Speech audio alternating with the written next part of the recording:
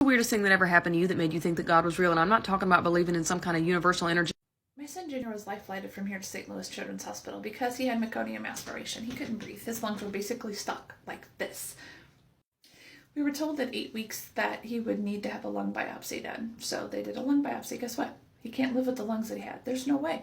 So we did a week worth of tests on all of his other organs to see if he'd be able to do a double lung transplant, which means you might have 2 to 5 years with your son if he survives. 2 to 5 years is better than nothing. So of course I agreed. So he got put on the lung transplant list. He was on the lung transplant list for a week.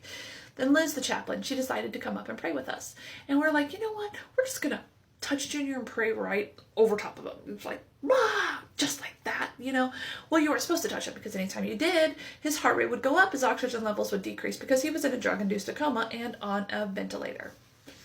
So me and Liz, we just put our hands right on Junior and started praying, and all of a sudden this huge shock went through me, went through Junior, went into Liz. We stopped praying for a second because we literally thought we unplugged something. We're looking around at all of the things and we didn't unplug anything, and we were just like, oh, okay, let's finish praying. So we finished praying. Thank you, gave hugs, yada, yada, yada. She left. I went back to the Ronald McDonald house later that night, and at 2:30 in the morning, the phone rang. And that's when I knew that Junior had died. Except he hadn't.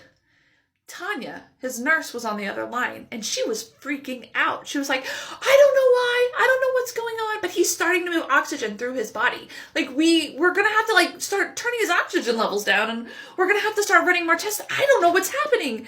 And I was like, I know what's happening. 2 weeks later, I got to hold Junior for the very first time. He was just on room oxygen. He was moving oxygen through his body. I kept asking the doctors, like, why? Why did you guys tell us he needed lung transplant? Why? And they like, his lungs were so brittle to the touch, Miss Rachel, like, that's why. Like, there's no way that he should be alive right now. And they go, sometimes miracles just happen. Like, we don't know why. I know why. God is why.